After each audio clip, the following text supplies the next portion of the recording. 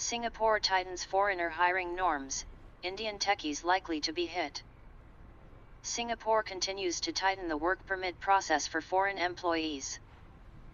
Many of India's large groups, including IT companies like TCS, Infosys, and Wipro, have a presence in this island nation. From a fundraising and tax perspective, Singapore holding company structures have become popular for startups, such as Flipkart. However, even a simple deputation to a Singapore entity now means more paperwork, higher costs, and a longer processing period.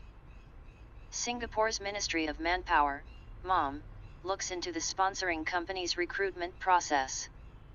Hiring statistics are to be included with each work visa form for skilled employees.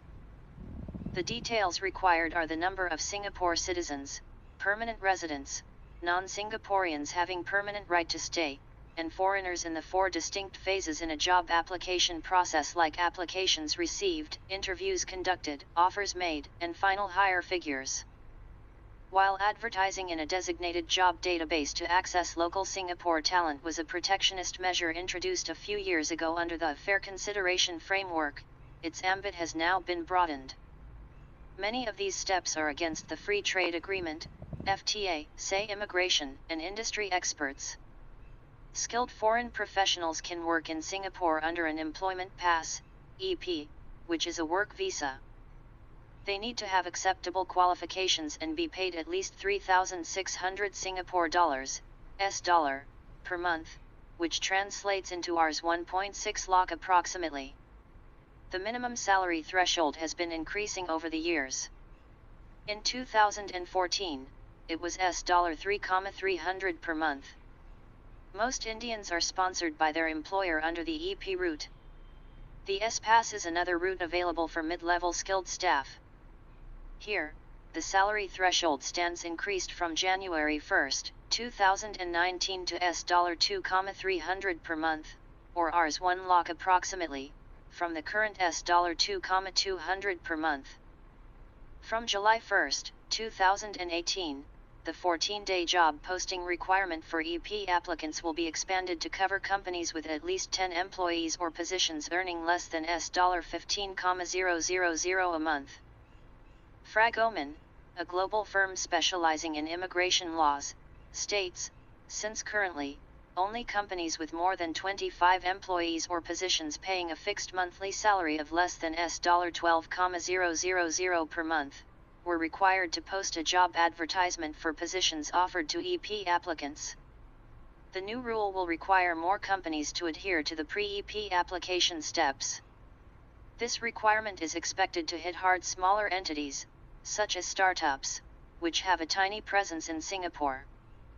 Gagan Sabharwal, Senior Director, Global Trade Development at NASCOM, says, a qualifier on the MOM website suggests that intracompany transfers under trade treaties would be exempt from mandatory advertising.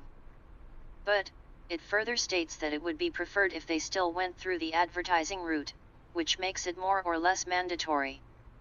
By forcing Indian companies to take the labor market test, Singapore violates the FTA principle. Singapore has committed under the Comprehensive Economic Cooperation Agreement to facilitate movement of skilled workers in the Information Communications Technology, ICT, domain for short durations.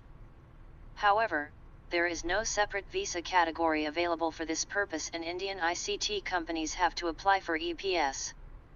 Consequentially, measures such as mandatory advertisement apply even to movement of skilled ICT employees, he explains. In addition to providing hiring statistics, in each EP application, the sponsoring employer needs to answer whether or not the employer searched for local candidates using recruitment methods and tools other than via the designated job bank, and details in this regard are to be provided. MOM continues to ask employers for commitments on measures taken to further improve the local to expat ratio. They have denied applications if they perceived a lack of commitment, says Sabharwal. As of June last year, nearly 2 lakh foreign workers held an EP. The Singapore authorities do not provide a breakup of the nationalities of foreign workers, but industry